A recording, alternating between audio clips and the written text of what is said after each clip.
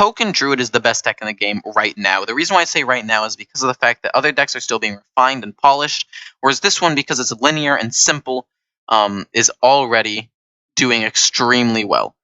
I do think that potentially it could be dethroned by some other decks that are showing potential, but until people learn how to play it because they're more complex slightly, or learn techs that make matchups better, Token Druid will remain the best deck in the game.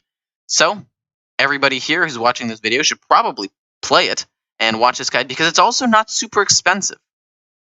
So without further ado, I'll just jump into it. There's going to be an overview of the deck, then matchups, and then last but not least, mulligans and gameplay tips. So without further ado, we'll just jump right into it.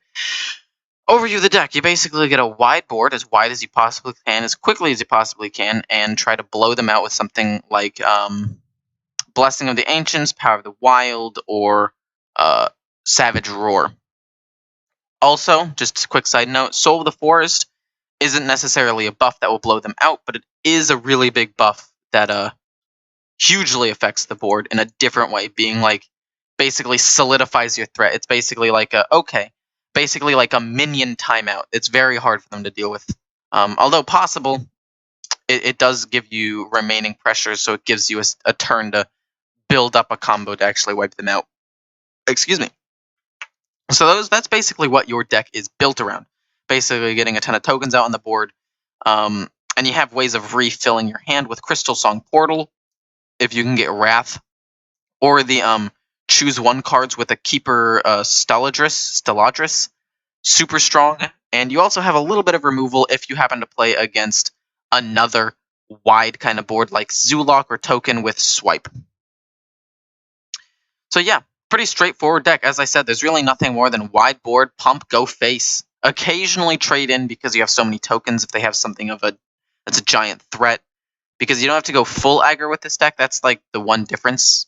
Because usually when you combo them and you get like a Savage or a pump, generally speaking, it's going to be like 20-ish damage, give or take a little bit. So as long as you can get them below 20, you should be fine. If you want to start trading in after that point, that's 100% fine. If you think that they have a threat that you need to get rid of on the board. Say like they play Archmage Varragoth, and you're like, oh, I think I actually might need to kill that because he can combo off.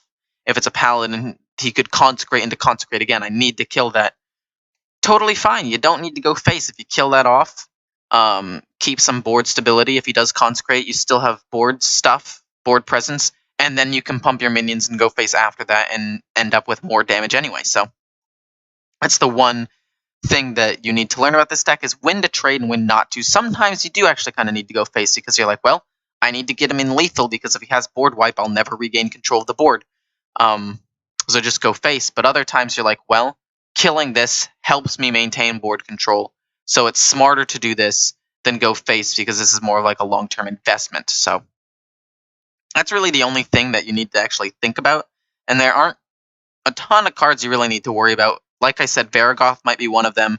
Houndmaster Shaw might be one of them. Basically anything that like has an activatable ability that can like punish you. Keeper Steladris could be one of them. I'm just trying to think of other decks. In Murloc Shaman, getting rid of Scargill might be worth it, along with the Underbelly Angler. Just like the cards that allow the other person to combo. Don't be afraid to kill those. With some aggro decks, you ignore them, but this one you do not. That was a very long way of saying that. Anyway, moving on to changes you can make to the deck.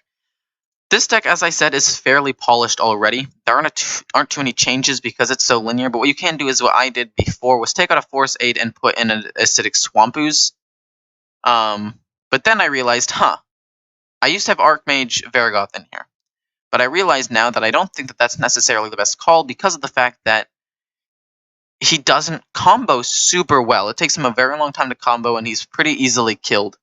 And since you want to get a wide board, playing him on turn 4, it's just one minion. And although sticky, not always the best call. So I took him out and put in another Force Aid because it's my only late game option of bringing back the game if I lose board control. So I thought, might as well make that more consistent, you know? So yeah, that's really the only change. Other than that, the deck is really polished already. So, jumping into the matchups. This deck has very few bad matchups. Okay, but it does have some, so I'll talk about them real quick. The bad matchups are Tempo Rogue, which is around 50%, especially if you put in the Aesthetic Swamp Ooze, but it's not great. You can definitely get bursted down because you're like, oh, I have control of the board, but then all of a sudden, boom, you get bursted. Zoo Warlock with the Magic Carpet constantly pinging off of your tokens, that makes it your very worst matchup in the game. The fact that they can just ping your stuff off with little 1/1s, keep a Magic Carpet, have endless card draw, and then make everything a legendary later on once you've lost all board control and they have maintained some. So Zoo Warlock is not great, and if they get out a Sea Giant and cheese that out when they're getting a wide board before trading in, it's just not a good time for you. Nomi Priest is a new development, and it's, well, new for when I'm making this video. I'm making this like 5 days in advance, but it's fairly new, and it's a fairly bad matchup because you're sometimes just not fast enough to deal with it because he's able to draw a lot of his deck super duper fast, especially with like the Soul Priest with the Circle of Healing combo, wiping your board. That can be terrible.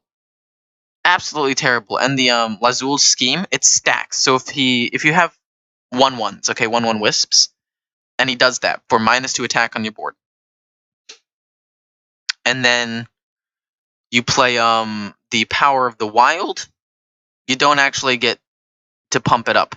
Like, they stay at 0 because the -2 sticks.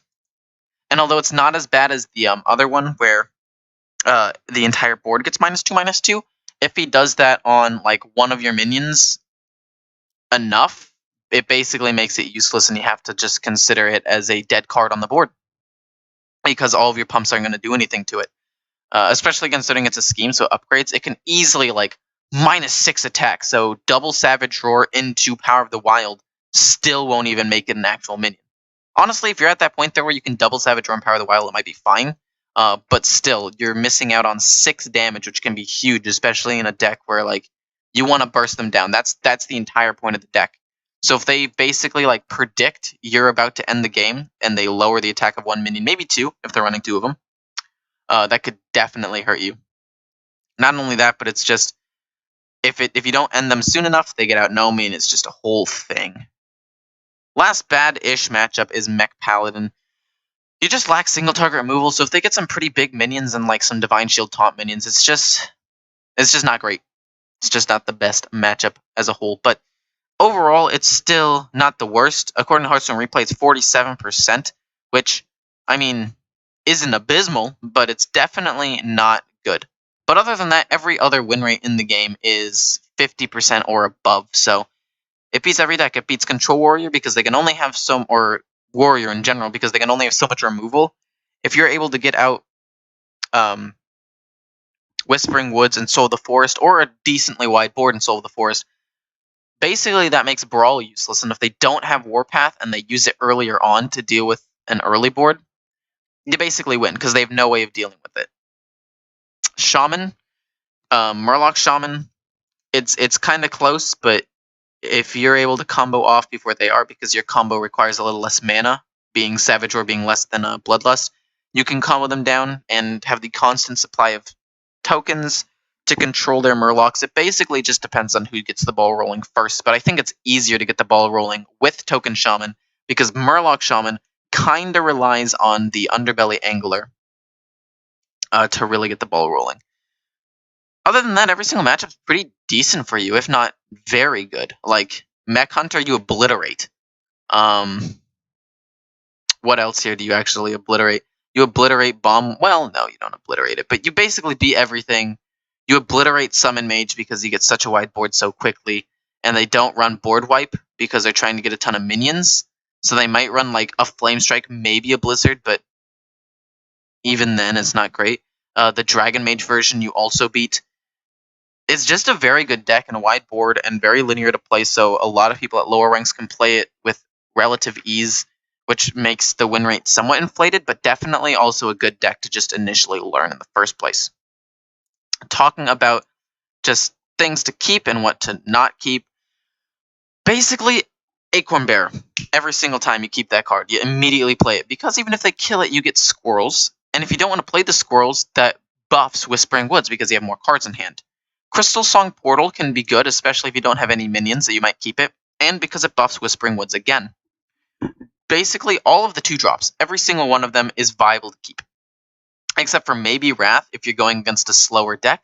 If you're going against a deck that's fast, like like a rogue, or say, I don't know, another druid, or maybe even a hunter that you think, could be going like Beast Hunter, or potentially like the aggressive Mech Hunter, or Secret Paladin, because that exists. You might want to run Mech, but if you're going against like Warrior, you don't need to keep Wrath. You can just get rid of it and try to go for a more aggressive opening hand. So basically, yeah, all the 1/1-drop, all of the 2-drops.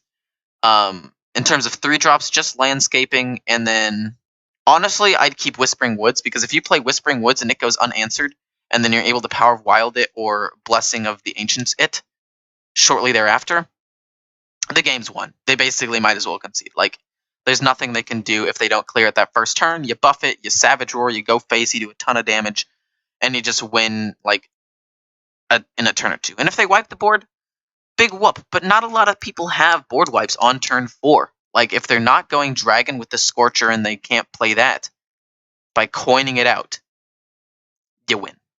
You just win the game. It's super nice. And then if you're able to play Soul of the Forest right after, oh my goodness, even if they clear the board, you still win. So, Whispering Woods I would keep. I wouldn't keep Mark of the Loa, Soul of the Forest, or Swipe or anything. Whispering Woods is just so good to drop and like get 5/1/1s. How do they deal with that? They can't. Some rogues have started teching Fan of Knives now, though. So if you're playing against a rogue, could be a little bit sketchy, but I would still do it for sure, because if they don't have that response, and you have a board of like 5/1/1s and maybe another minion that had lived already over the course of those 2 turns, and then you power the wild, boom, you have an entire board of 2/2s. The only thing that'll deal with that at the earliest is like Brawl, Mass Hysteria, or Blizzard from a mage, and that's turn 5. So even in that case, like, you have 1 turn to do a ton of damage. So honestly, super good.